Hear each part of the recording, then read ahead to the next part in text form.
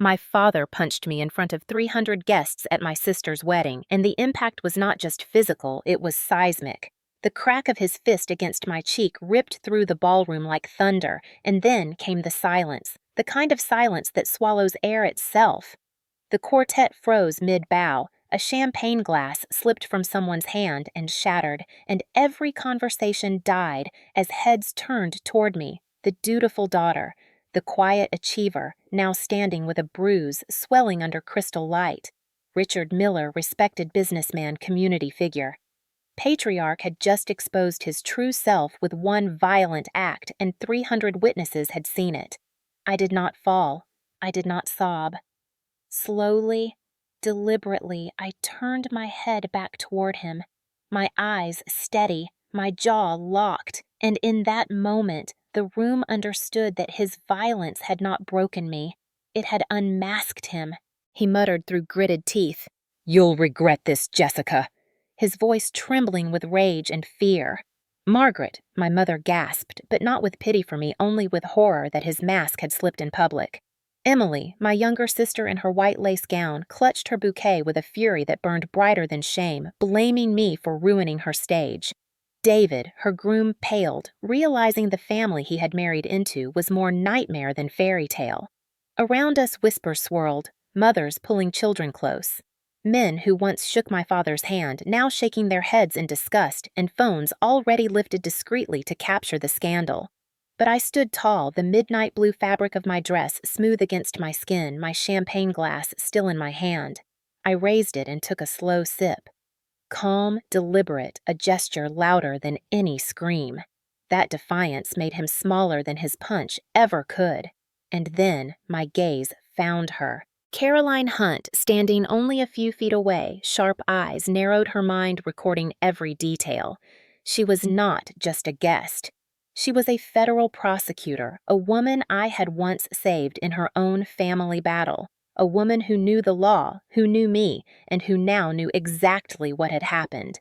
Richard believed he had silenced me. He had no idea he had just turned a wedding into a courtroom and himself into the accused. From the outside, the Miller family had always looked impeccable, a model of respectability in San Diego society. But behind closed doors, the truth was poison, and I had lived with that poison since childhood. Richard Miller. My father built his reputation on discipline and hard work. But at home, discipline meant control and hard work meant everyone else working for his approval. Margaret. My mother played the role of the perfect wife, smiling at charity luncheons, hosting flawless dinners, but at home she was an accomplice in silence, her polished exterior hiding a heart that chose loyalty to Richard over protection of her children. Then there was Emily, my younger sister, the golden child, the darling who was taught from birth that her tears were valuable currency and her helplessness a crown. And then there was me, Jessica Miller, the strong one, the achiever, the problem solver, the one who could be relied upon to sacrifice everything without ever demanding anything in return. The punch at the wedding was not the first blow, it was simply the most public one. For years, the blows had come in other forms, quieter, but just as bruising. I was praised for my grades, but dismissed when I spoke. I was told I was smart, but warned not to intimidate men. I was given responsibility for Emily's mistakes because she was too delicate to handle consequences. By the time I was 18, I was already paying bills my parents had neglected. By 25, I had co-signed Emily's student loans because my parents insisted it was my duty. By 30, I had bought my own penthouse after closing a grueling real estate deal only to hear my father say I was lucky and my mother whisper that it was too much space for one woman alone. Every success of mine became an insult to them. Every boundary I drew was treated as rebellion. When I quietly helped Emily with rent, when I gave her money for her first car, when I paid for her wedding dress fittings, it was expected. Gratitude never came. Instead, expectations grew. The family ledger was always tilted against me. Emily's needs outweighed my sacrifices. Richard's pride outweighed my boundaries. Margaret's silence outweighed my pain. What I learned was that in this family, love was conditional and the price was obedience. That was the real stake.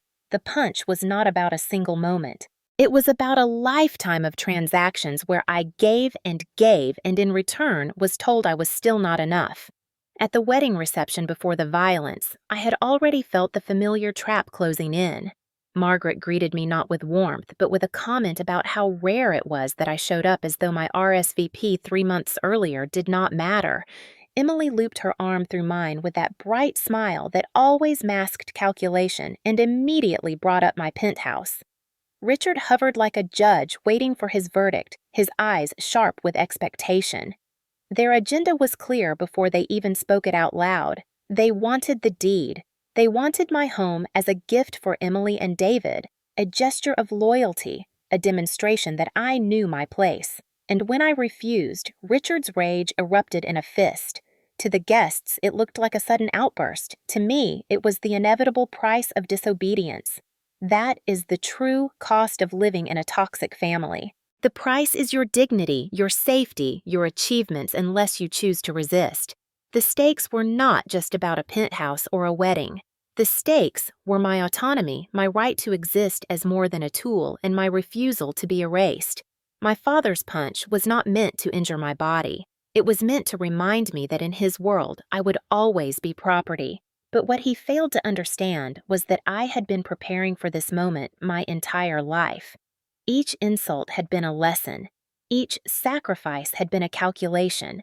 Each betrayal had been a record I stored quietly. By the time his fist landed, the cost of my silence had become greater than the cost of my defiance. And so, when I stood there in front of 300 people with the sting of his knuckles on my face, I knew something had shifted. The balance of power was no longer his. The world had just witnessed the truth. And truth once seen cannot be unseen. When people saw Richard Miller shaking hands at community fundraisers or sitting on stage at local business conferences, they saw a man of authority and respect. But what I saw growing up was a man who believed authority meant domination and respect meant fear. My earliest memories of him were not of bedtime stories or laughter, but of his voice thundering across the dinner table as he laid down rules as if our home were a courtroom. If Emily spilled milk, it was my fault for distracting her. If Margaret burned dinner, it was my duty to keep him calm. The house was always filled with tension like a taut wire ready to snap. Margaret never fought back. She believed in order. She believed in silence. She told me more than once that a quiet wife keeps a strong marriage and a quiet daughter keeps a proud family. Those lessons seeped into my bones. Emily absorbed a different lesson. She learned that tears brought leniency, that weakness was rewarded, that when she cried, she was scooped into Margaret's arms and excused from blame. I watched year after year as Emily escaped consequences while I carried them. When I was 10, Richard decided I would be a lawyer because I argued too much. He said it like a threat, not a dream. By 15, I was tutoring Emily because her grades slipped, but when mine excelled, he dismissed them as expected. By 17, I was grounded for refusing to attend a family dinner after a week of finals. He said family came before everything. What he meant was obedience came before me. Margaret's role in this was quieter, but just as damaging. She smiled at neighbors, she brought casseroles to church events. And in private, she told me not to upset my father, not to challenge Emily, not to embarrass the family.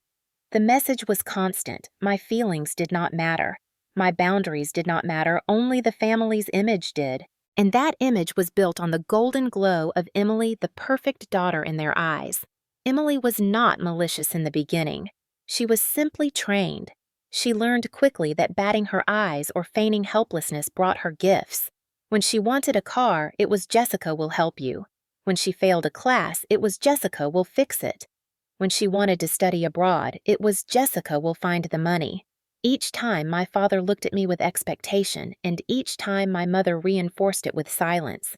Over years it became clear. Emily was the jewel, and I was the tool. The resentment grew, not because I wanted to be the jewel, but because I was never allowed to simply be myself. I was never allowed to have needs without being called selfish. I was never allowed to say no without being labeled difficult. This dynamic shaped everything. It shaped how I approached work, where I overperformed to earn respect. It shaped my relationships, where I distrusted anyone who offered affection because I expected it to come with strings. It shaped the way I entered adulthood carrying invisible debts that were never mine. By my mid-20s, I had already paid more for Emily's mistakes than she ever would in her lifetime. I told myself it was temporary, that once she was married or settled, it would end, but each chapter only deepened the cycle. When Emily got engaged to David, the pattern repeated. Suddenly, I was asked to contribute to wedding expenses even though my own milestones were ignored. I told myself I would keep peace, I would show up, I would smile. But inside, I knew the script was rigged. The punch at the wedding was not spontaneous. It was the climax of a story written decades earlier.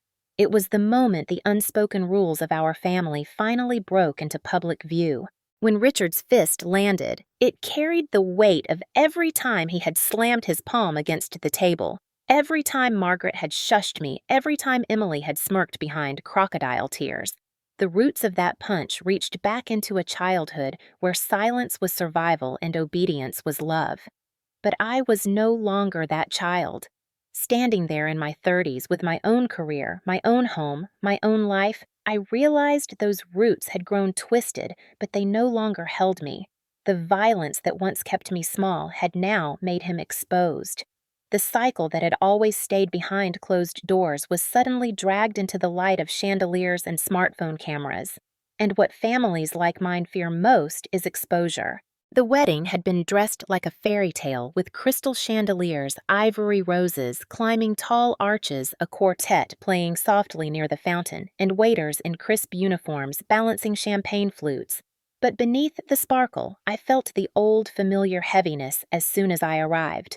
Margaret spotted me almost immediately, and her smile was polite but sharp as glass as she leaned in with a perfumed kiss and whispered how surprised she was that I came as if my RSVP 3 months earlier meant nothing. Emily glided toward me next in her gown of lace and pearls, her lips painted in a practiced smile, her hand looping through my arm as if we were sisters united rather than rivals in a long, silent war. "Everyone is talking about your penthouse, Jessica," she said brightly, her tone playful on the surface, but beneath it a needle pressing in. I met her eyes and saw the calculation. She had not brought me here to celebrate. She had brought me here to negotiate under the disguise of champagne toasts and floral arrangements. Richard was not far behind. He walked like a man surveying a courtroom, nodding at guests, his gaze flicking toward me like a prosecutor about to call his star witness. When we sat at a table near the edge of the garden, Margaret folded her hands and began as if chairing a board meeting. "Jessica, you know your sister and David cannot stay in that cramped apartment forever. They deserve a home to start their family." Emily chimed in with a soft laugh. "And everyone says your place is too big for one person. You hardly use all that space." Richard leaned forward and said it plainly. "We want you to transfer the deed to Emily as a wedding gift." For a second, I thought I misheard. I felt the fizz of champagne at the back of my throat turn sour. "A gift," I repeated. Emily's smile widened, feigning innocence. "Come on, Jessica, you've always been the practical one. It makes sense." Margaret's tone sharpened. "Think of it as keeping it in the family." My fingers tightened around the stem of my glass. "You mean giving it to the family," I corrected. Richard's jaw hardened. "Do not be difficult. You have more than enough. This is about loyalty." Around us, guests laughed at other tables' music floated on the air, but at our table the tension was a noose tightening. I looked at them. My father glaring, my mother urging, my sister pouting, all united in the belief that my success was theirs to consume. For years I had swallowed this manipulation. I had paid, I had given, I had stayed silent. But not this time. I felt the weight of every sacrifice pressing against me, the car I bought for Emily, the tuition bills I covered, the emergencies I solved. Each one a brick in the wall they now wanted to demolish to take the last thing I had built entirely on my own. I took a slow breath and said clearly, "No." The word was simple, but it landed like an explosion. Emily's eyes narrowed. Margaret's smile shattered. Richard's face twisted with rage. He hissed, "You ungrateful girl." I answered evenly, "I am 35 years old and grateful to myself." The air crackled. Emily leaned in her voice low and venomous. You are ruining everything. This is supposed to be my day, and you tried to make it my loss, I replied. Around us, I saw guests beginning to notice eyes flicking toward our table, sensing drama. Margaret leaned closer, desperation seeping into her voice. Jessica, you can give something meaningful today. Do not embarrass us. I smiled faintly, a smile not of humor but of clarity. You already embarrassed yourselves the moment you asked for it here. For a heartbeat, there was silence, and then Richard's hand curled into a fist. His knuckles whitened, his body taut with fury. I saw it coming, but I did not move. He wanted obedience. He wanted me to fold, and when I refused, his rage had nowhere left to go but outward. That was the moment before the storm, the escalation that everyone at that table felt in their bones, though they could not yet name it. It was the point where the family dynamic that had always been hidden behind polite dinners and forced smiles reached its breaking line. And even before his fist rose, I knew there was no way back. The moment Richard's fist rose, the world seemed to slow like air thickening before a storm, and then it came down hard against my face with a sound that cut sharper than the quartet's strings, a sound that silenced 300 voices at once. My head jerked not from weakness but from the sheer shock of a man I had called father deciding that violence was his final argument. The sting bloomed across my cheekbone hot and electric, but my knees did not buckle. Gasps rippled through the garden like wind in leaves, silverware clattered, and someone cried out a sound of disbelief, as though witnessing a sacred line being crossed. 300 guests stared, their faces frozen between horror and curiosity. Phones lifted discreetly beneath napkins recording the scandal that would not stay confined to floral arches and champagne fountains. I stood still, my champagne glass trembling only slightly in my hand. I turned my face back toward Richard, not quickly, but slowly, deliberately, letting him and every witness see that his violence had not reduced me. My eyes locked onto his, and I saw not triumph but fear flicker in his pupils. He had expected collapse, a sob, an outburst. He had expected me to become the caricature he always painted the hysterical daughter who could be dismissed. Instead, I gave him silence. Silence so sharp it echoed louder than his punch. Margaret rushed forward, whispering sharply, "Jessica, stop making a scene." Emily's voice cracked high and furious. "You ruined my wedding. Do you realize what you've done?" Their words blurred into background noise because the truth had already taken shape in the air. The truth was that Richard had shown everyone who he truly was, and no amount of polished charity work or business accolades could erase the image of a father striking his daughter in public. I scanned the crowd, catching fragments of reactions. Some women pressed hands over their mouths in disbelief. Men who had once admired Richard shifted uncomfortably, unable to meet his eyes. Couples leaned close, whispering fast, their expressions betraying judgment. And then, my gaze landed on Caroline Hunt, standing near the aisle in her dark tailored dress, her face unreadable, her eyes fixed on mine. 3 years earlier, I had stood by her during her own battle, helping her hold on to her late aunt's estate when greedy relatives tried to strip it from her. She had sworn she would never forget. Now here she was, silent, but present, a witness with power, a woman whose very profession was to prosecute acts like the one she had just seen. Richard's breathing grew ragged, his fists clenched at his sides, his authority bleeding into desperation as he barked. "You deserve worse, Jessica. You always make us feel beneath you." The accusation rolled off me because I no longer needed to defend myself. The witnesses around us were already my shield. My pulse pounded, but not with humiliation, with clarity. I had spent years trying to keep the peace, swallowing insults, absorbing blame, paying debts that were not mine. But in this moment, with my cheek burning and 300 eyes upon us, I realized the peace had never existed. It had always been compliance disguised as harmony. Richard's fist had shattered the illusion, and now nothing could put it back together. Emily clung to David, hissing that I was selfish, that I had destroyed her day. Margaret's lips trembled as she insisted it was just a misunderstanding, just family tension. But the guests were no longer buying the performance. They had seen too much. Caroline took a step forward, her presence alone, slicing through the noise. and though she had not spoken yet, the weight of her gaze pressed against Richard like a verdict waiting to be delivered. I lifted my phone from my clutch, and my fingers moved almost automatically. A message drafted in seconds, sent to the circle of colleagues, journalists, and allies I had cultivated over the years. 3 sentences that carried more weight than his punch ever could. My father punched me at my sister's wedding. 300 guests witnessed it. Statement to follow.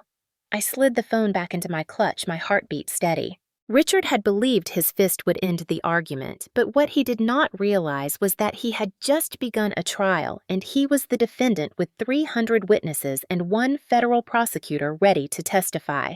The garden was no longer a wedding. It had transformed into a stage of judgment where every guest became a juror and every whisper a verdict. Richard stood rigid, jaw clenched, trying to hold on to the aura of control he had always carried, but it was slipping with each second of silence. Margaret clutched his arm, her voice trembling as she whispered that people were watching, as if that fact had not already detonated the life they had built. Emily sobbed loudly, not from compassion for me, but from outrage that her perfect day had been ruined, her mascara running in dark streaks that turned her into a caricature of the fragile bride she had always played. David! Her new husband looked cornered, his eyes darting toward the guests who avoided his gaze, his posture shrinking as though he already regretted his vows. And then Caroline Hunt stepped forward. She had been still until that moment, silent and deliberate, but now she moved with purpose, her heels pressing softly against the grass, her expression composed like a judge preparing to speak. Conversations hushed as people noticed her sensing her authority before she revealed it. She did not raise her voice. She did not need to.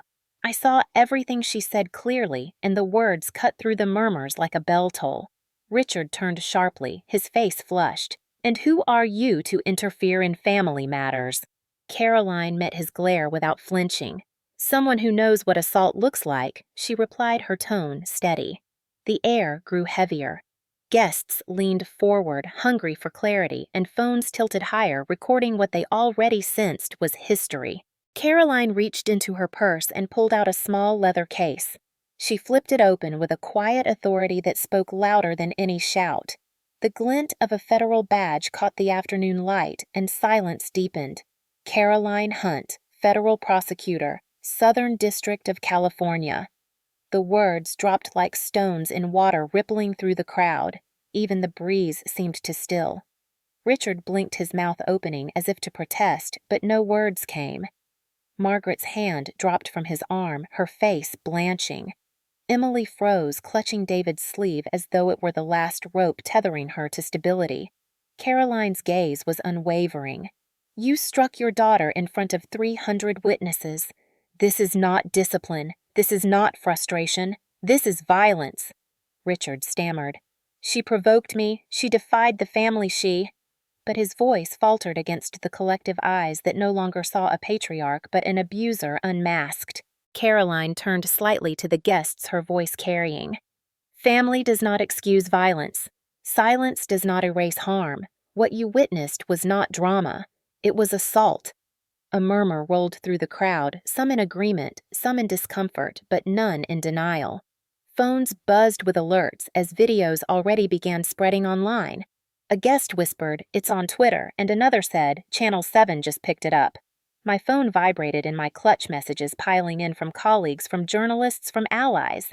Hashtags lit up the screen, like a wedding punch, #toxic family, #justice for Jessica. The private act meant to humiliate me had become a public scandal unraveling in real time. Richard tried again, desperation cracking his voice. "You think anyone will care? This is just a family disagreement. She is being dramatic." Caroline shook her head slowly. "What I saw was not disagreement. It was calculated dominance. And I will not pretend I did not see it." The guests shifted, some applauding softly, others nodding, the tide of judgment turning against Richard with each second. Emily hissed that I was selfish, that I had destroyed her marriage before it even began, but her voice sounded hollow, her script collapsing under the weight of truth. David stepped back from her, his face pale, realizing the damage was irreversible. Margaret tried to salvage control, whispering to nearby friends that it had been taken out of context, that it was just a slap, but the word just fell flat because no one believed her anymore. Caroline's presence had shifted the ground. This was no longer a family squabble hidden behind closed doors. This was a matter of public record, of law, of culture. And as I stood there, cheek throbbing but head high, I realized that the circle of silence my family had relied upon for decades was gone. The outside world was already watching, already judging, and there was no way back. The garden still hummed with whispers, but inside me there was no chaos, only a strange stillness, a clarity that I had never felt before, the kind that comes when fear has burned away and only resolve remains. Richard had struck me thinking it would end the argument, that his violence would silence me as it always had. But what he failed to understand was that silence can also be a weapon. I did not scream or cry. I simply pulled my phone from my clutch and unlocked it with calm, deliberate movements. And that simple act drew more attention than if I had shouted. Guests leaned forward, watching. Cameras caught every flick of my fingers as I typed. I was not rage posting or flailing in desperation. I was documenting, archiving, laying down facts. My message was short, 3 lines that carried the weight of decades. My father punched me at my sister's wedding. 300 guests witnessed it. Statement to follow. I hit send and the ripple was instant. My phone vibrated almost immediately with replies, colleagues affirming support, journalists requesting comment, allies promising to stand with me. Hashtags exploded across social media, and in minutes, what Richard had intended as private punishment became public evidence. The circle I had built over years of networking, lawyers, journalists, real estate executives, all of them were now amplifying my voice. Across the lawn, I saw Caroline glance at her phone, her lips pressing into a thin line of satisfaction, and then she looked at me and gave a subtle nod, a confirmation that my move was not just emotional, but strategic. Richard saw it too, and his face reddened further, his authority crumbling with every passing second. He barked at me to put the phone down, his voice carrying desperation, but I had already placed it back into my clutch, the message spreading beyond his reach. Margaret hissed that I was ruining the family's reputation, but I tilted my head and whispered back, "No, you did that the moment you condoned his violence." Emily spat that I was jealous that I could not stand her happiness, but her words bounced off me like dull stones. Guests were no longer nodding at her. They were staring at me with a mixture of shock and admiration. I did not need to yell to shift the narrative. I needed only to stand firm and let the truth speak for itself. My silence was terrifying to them because it was no longer compliance. It was choice. Caroline stepped closer, her presence at my side like an unspoken alliance. She did not need to say much because her badge had already changed the balance, but her quiet support strengthened my resolve. Richard tried to salvage authority, pointing at me, calling me dramatic, ungrateful, selfish. Each word echoed with less power than the last because the crowd had seen too much. I raised my chin and replied evenly, "No, I am finished being used." That line, simple and steady, carried across the garden like a declaration. Phones captured it, and I knew by morning it would be quoted, dissected, replayed. In that moment, I understood that control is not about force. It is about who defines the narrative, and now the narrative belonged to me. The punch had been his attempt to end the conversation, but instead it opened the door for me to rewrite the story of our family in front of every witness. I was no longer the scapegoat. I was the record keeper, the one who would no longer protect them with silence. The counterattack was not a brawl. It was strategic, surgical, and devastating. The unraveling began almost instantly.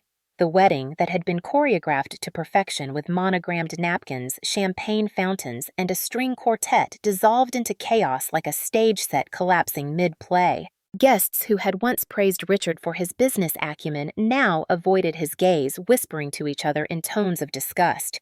Some stood abruptly, making excuses about early drives or emergencies, but their departure was not about inconvenience. It was about distancing themselves from a scandal that would stain every person who clung too closely. Margaret tried desperately to salvage the illusion, touching Richard's arm, pleading with him to smile, to downplay what had happened, but the panic in her eyes betrayed the truth. She whispered to a woman at the next table that it was taken out of context, that it was just a slap, but the woman recoiled and muttered that she had seen the punch with her own eyes. Emily clung to David's arm, sobbing that I had destroyed her wedding, but David's face was pale, his expression one of a man who realized his marriage had begun under a cloud that would never clear. He tried to calm her, but she shoved his hand away, angry that even he was failing to uphold her narrative. Richard paced like a caged animal, muttering that no one would care, that people would forget, but each buzz of my phone proved him wrong. Clips of the punch were already online, trending under hashtags like Wedding Punch and #Justice for Jessica. Journalists texted asking for comment. Colleagues promised to back me. Clients reassured me that my integrity was intact. The very act that was meant to reduce me had amplified me. Caroline's presence intensified the blow. She did not raise her voice, but she stated clearly, "I know what I saw, and if necessary, I will testify."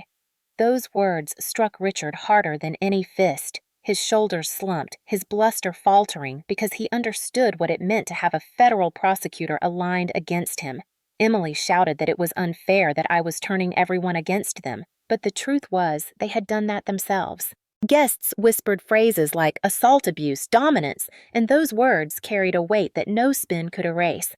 Richard's business associates exchanged glances, some already texting, others shaking their heads. I knew deals would be lost by morning.